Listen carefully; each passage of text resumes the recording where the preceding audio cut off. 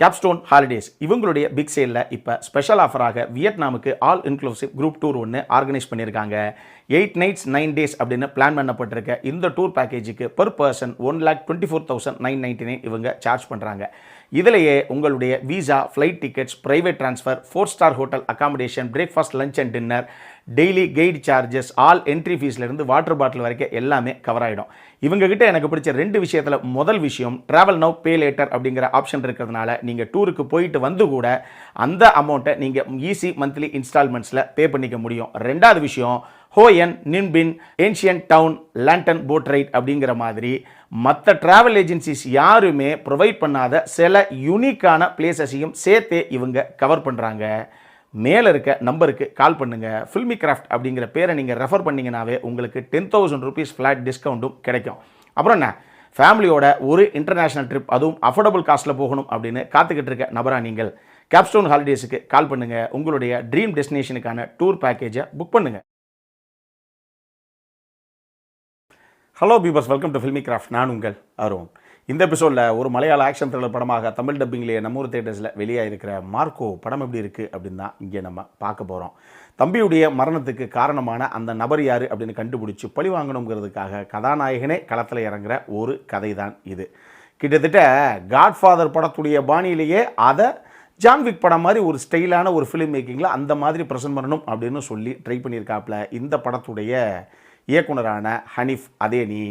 என்ன ஒன்று, இந்த படம் ப்ரெசென்ட் பண்ணப்பட்ட விதத்தை பார்க்கும்போது கிட்டத்தட்ட the most violent and brutal film of 2024 அப்படின்னு தாராளமாக அடித்து எழுதி தரலாம். நீங்கள் இதுக்கு முன்னாடி அந்த பட்டத்தை ஹிந்தி ஆக்ஷன் த்ரில்லர் படமான கில் படம் தான் வச்சுருந்தது.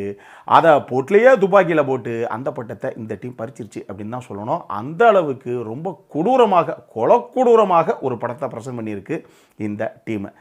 இந்த படத்துடைய மிகப்பெரிய பலமே இந்த படத்துடைய ஆக்ஷன் சீக்வன்ஸ் எல்லாத்தையும் அதகலமாக இவங்க கன்சீவ் பண்ண விதம் தான்.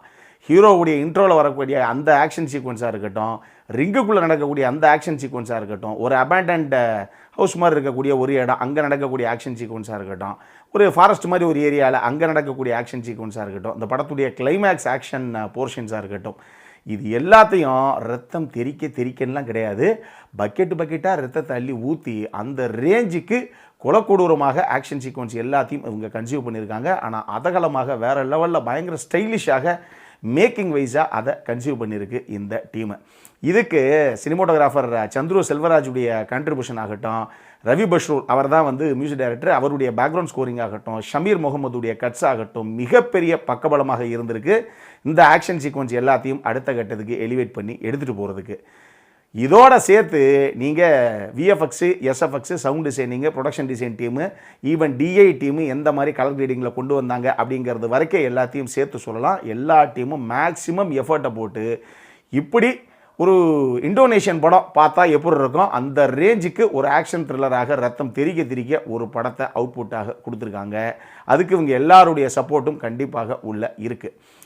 உன்னிமுகுந்தனை பொறுத்தளவுக்கு அவருடைய ஃபிசிக்கை அவர் மெயின்டைன் பண்ண விதமாகட்டும் பார்க்குறதுக்கு ரொம்ப ஈஸியாக இருக்கும் இந்த ஆக்ஷன் சீக்வன்ஸ் எல்லாம். இதெல்லாம் அதுவும் ஒரு சில இடங்களில் ரொம்ப க்ளோஸ்டு அட்மாஸ்பியருக்குள்ளே இந்த மாதிரி ரணகலமாக ஆக்ஷன் சீக்வன்ஸை தெரிக்க விட்ட விதத்தில் பார்க்குறதுக்கு நான் சொன்ன மாதிரி ரொம்ப சிம்பிளாக இருக்கும். பட் மிகப்பெரிய எஃபர்ட்டை போட்டு தான் உன்னிமுகுந்தன் பண்ணியிருக்காப்புல. ஆனால் எஃபர்ட்லெஸ்ஸாக பண்ணியிருக்காரு, அப்படி தான் தெரியுது ஸ்க்ரீனில் பார்க்கும்போது. அவர் போகவே இந்த படத்தில் சித்திக் ஆகட்டும், ஜெகதீஷ் ஆகட்டும், அபிமன்யு திலகன் ஆகட்டும், கபீர் துஹான் சிங் ஆகட்டும், இந்த மாதிரி முக்கியமான ஒரு சில கதாபாத்திரங்கள் இருக்குது. ஏன் படத்தில் ஊருப்பட்ட கதாபாத்திரங்கள் இருக்குது. இது எல்லாருமே அவங்கவுங்க எடுத்துக்கிட்டு அந்த கதாபாத்திரத்துக்கு என்ன தேவையோ அதை நீட்டாக ஸ்க்ரீனில் கொண்டு வந்திருக்காங்க அப்படின்னு சொல்லுவேன். இதெல்லாம் ஒரு பக்கம் இருக்கட்டும். அந்த படத்தில் பிரச்சனை என்ன சார் அப்படின்னு கேட்டிங்கன்னா, முதல்ல இந்த கதை ரொம்ப ப்ரிடிக்டபிளான ஒரு கதைக்களம் தான். இது ஒரு அரதப்பரசான கதைக்களம் தான். இந்த மாதிரி எத்தனையோ படங்கள் நம்ம தமிழ்லேயே கூட பார்த்துருக்கோம். என்ன இந்த அளவுக்கு வயலண்ட்டாக பார்க்காதனால இவங்க ப்ரெசென்ட் பண்ண அந்த விதத்தில் கொஞ்சம் ஃப்ரெஷ்ஷாக இருக்குல்ல அப்படிங்கிற மாதிரி ஃபீலை இந்த படம் கொடுக்குதே ஒழிய அது தமிழ் பட ரசிகர்களுக்கு தான். நம்மளை மாதிரி உலக படங்கள்லாம் உருட்டி எடுக்கக்கூடிய ஆளுகள், அதாவது ஜான்விக் மாதிரி வச்சுக்கோங்க, ரைடு ரிடம்ஷன் மாதிரி இருக்குங்க, இந்த மாதிரி எக்கச்சக்கமான படம் இருக்குன்னு வச்சுக்கோங்களேன்.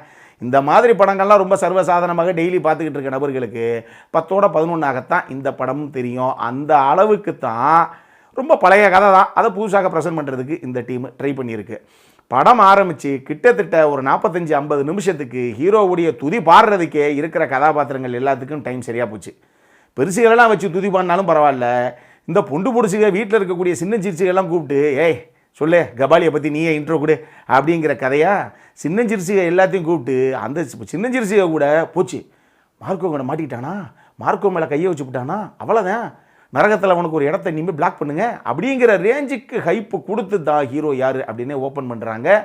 ஆனால் இவங்க கொடுத்த இவ்வளவு பெரிய அளவுக்கு அதிகமான ஓவர் டோஸ் ஹைப்பு எங்கே பிரச்சனையாகி போச்சு அப்படின்னா, ப்ரீ கிளைமேக்ஸில் ஹீரோவுடைய குடும்பத்துக்கே ஒரு சம்பவம் நடக்கிறதாக ஒரு சீக்வன்ஸ் ஒன்று இருக்குது. அதை பார்க்கும்போது ஏன் சார் ஹீரோ அவ்வளோ பெரிய ஆளுன்னு சொல்லி இவ்வளோ உருட்டுனீங்க, அது இதுக்கு தானா அப்படிங்கிற மாதிரி அந்த ஒரு சீக்வன்ஸை என்னால் ஏற்றுக்கவே முடியலை. இவங்க ஆரம்பத்திலிருந்து கொடுத்த பில்டப்பை பார்க்கும்போது அந்த விஷயத்திலேயே ஏங்க எல்லாத்துக்கும் எல்லாம் நடக்குது, எல்லாம் பார்த்துக்கிட்டே உட்காந்துருக்காருன்னா அப்புறம் என்ன ஒரு பெரிய ஹீரோ, இதுக்கு அவ்வளோ பில்டப் கொடுத்தீங்க அப்படிங்கிற ஒரு ஃபீல் தான் எனக்கு ஆகிப்போச்சு. ரொம்ப சப்புன்னு ஆகிப்போச்சு அந்த சீனில் ஹீரோவுடைய அந்த கதாபாத்திரம் எழுதப்பட்ட விதத்திலேயே. இன்னொரு பக்கம் இந்த படம் எப்பயோ முடிய வேண்டிய ஒரு படம். இந்த படம் 3 தடவை முடியுது அப்படின்னு தான் நான் சொல்லுவேன். முதல் தடவை தான் தம்பியுடைய மரணத்துக்கு காரணம் யார் அப்படின்னு கண்டுபிடிக்கிறதுக்காக ஹீரோ போனாரா இல்லையா, அவர் பாதி படத்திலே கண்டுபிடிச்சிடுவாப்பில். உண்மையை சொல்ல போனால் அங்கேயே படம் முடிஞ்சிடும். சரி அதை விடுங்க. அங்கேருந்து தம்பியுடைய குழந்தை ஒன்று ஒரு பொண்ணுடைய வயிற்றில் வளருது அப்படின்னு சொல்லி அந்த குழந்தையும் அந்த பொண்ணையும் காப்பாற்றணும் அப்படிங்கிறதுக்காக 2வது தடவை இறங்குவாப்பில். அது படம் ஆக்சுவல் படம் முடியறதுக்கு 45 நிமிஷத்துக்கு முன்னாடியே அது முடிஞ்சிடும். அப்போ படம் 2வது தடவை அங்கேயே முடிஞ்சிருச்சு. அதுக்கப்புறம் இவங்களா ஒரு கிளைமேக்ஸை திருப்பி ஒன்று வச்சுருப்பாங்க. அது 3வது முறையாக படத்தை முடிச்சு வச்சுருக்காங்க. இது ஏன் சொல்கிறேன் அப்படின்னா, இவங்க எடுத்துக்கிட்ட கதை எங்கேயோ முடிஞ்சு போச்சு. வளவலா குலவலான்னு ரைட்டிங்கில் அடுத்த கட்டத்துக்கு அடுத்து ஒரு 2-2.5 மணி நேரத்துக்கு கதை எடுத்துகிட்டு போகணுமே, என்ன பண்ணுறது அப்படிங்கிறதுக்காக இவங்களா புதுசாக முடிச்சு போட்டு அதை ஜவ்வாக இழுத்து வச்சுருக்காங்க. உண்மையை சொல்லணும்னா இதெல்லாம் ஒரு 1.5 மணி நேரம் 1.25 மணி நேரத்தில் மேக்ஸிமம் முடிச்சிருக்கப்பட வேண்டிய ஒரு படம். இன்னொரு விஷயம், இந்த படத்தில் மார்க்கோவாகட்டும் விக்டர் ஆகட்டும் 2 கதாபாத்திரங்கள் அண்ணன் தம்பின்னு. இப்போ இந்த 2 கதாபாத்திரங்களுக்கும் இடையில் இருக்கக்கூடிய அந்த பாண்டிங் என்ன, அந்த ரிலேஷன்ஷிப் என்ன அப்படிங்கிறது ஒரு சில சீக்வன்ஸு ஒரு சில மாண்டாஜஸில் கிளியராக போர்ட்ரே பண்ணப்பட்டிருக்கும். அதனால தன் நம்பிக்கை ஒன்று அப்படிங்கும்போது ஹீரோ களத்தில் இறங்கி இன்றைக்கி அவனை செய்ய வேண்டாம் அப்படிங்கும்போது நமக்கு அந்த ஒரு பெரிய எமோஷனல் கனெக்ட் இருக்குது. இவங்கெல்லாம் கண்டுபிடிச்சி செதுக்கணுண்டா அப்படின்னு நமக்குள்ளே ஒரு கோவம் ஒன்று வருது. ஆனால் அது அங்கே மட்டும்தான் வருது. இது போகவே இந்த படத்தில் நான் சொன்ன மாதிரி தம்பியுடைய கரு ஒரு பொண்ணுடைய வயிற்றில் வளருது அப்படின்னா அந்த குழந்தையை காப்பாற்றணும், அந்த பொண்ணை காப்பாற்றணுங்கிற அந்த விஷயங்கள்லாம் இருக்குது இல்லையா, அது எந்த ஒரு எமோஷனல் கனெக்டையுமே நமக்கு கொடுக்கல. பிளெயினாக சரி ஓகே யாரையோ காப்பாற்றிட்டு போகிறாப்புல, அப்புறம் இவ்வளோ ஒரு ஹீரோ என்ன தான் பண்ணுவார் வேறு வேலை அப்படிங்கிற மாதிரி தான் நமக்கு தோணுது. அந்த மாதிரி இந்த விக்டர் மேலே இருக்கக்கூடிய அந்த ஒரு எமோஷனல் கனெக்ட் வேறு எந்த கதாபாத்திரத்து மேலேயும் பெருசாக நமக்கு இல்லாமல் போச்சு. மொத்தமாக இந்த மார்க்கோ எப்படி இருக்குது அப்படின்னு கேட்டிங்கன்னா, செம ஸ்டைலிஷான பயங்கர கொடூரமான அதே நேரத்தில் ப்ரிடிக்டபிளான ஒரு டீசெண்டான வாட்ச் தான் இந்த மார்க்கோ. ஆக்சுவலி இந்த படம் பேன் இண்டியா படம், பேன் வேர்ல்டு படம், வேறு லெவலில் எங்கேயோ உலகம் ஃபுல்லாக கொண்டாடிக்கிட்டு இருக்காங்க அப்படிங்கிற அளவுக்கு ஒரு மிகப்பெரிய உருட்டு ஒன்று போய்கிட்டு இருக்குது பல இடங்களில் சோஷியல் மீடியாவில்.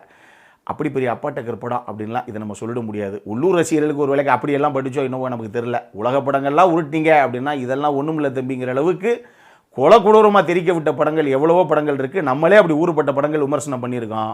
நம்மளை பொறுத்தளவுக்கு பொழுது போகலன்னா ஒரு தடவை பார்க்கலாம், அந்த மாதிரி ஒரு படம் தான் இந்த மார்க்கோ. அடல்காரனை பொறுத்தளவுக்கு இந்த படம் ஒரு ஏ சர்டிஃபைடு படம், அங்கேயே முடிஞ்சிருச்சு, அவ்வளோதான். இது 18 வயசு கீழே இருக்கவங்களுக்கெல்லாம் பார்க்குறதுக்கு தகுதி இல்லாத படம் அப்படின்னு தான் நான் சொல்லுவேன். குழந்தைங்களையே சிதைக்கிற அளவுக்கெல்லாம் பல காட்சிகள் இருக்குது. அதனால் தயவு செஞ்சு மெச்சூர்ட் அடல்ட்ஸுக்கு மட்டும்தான் இந்த படம், அதை மைண்டில் வச்சுக்கோங்க. இந்த படம் நம்மூர் தியேட்டர்ஸ்லேயே தமிழ் டப்பிங்லேயே அவைலபிளாக இருக்குது. அப்புறம் என்ன, இதே மாதிரி இன்னொரு வீடியோவோட அடுத்த முறை உங்களை சந்திக்கிற வரைக்கும் இட்ஸ் அருண் சைனிங் ஆஃப்.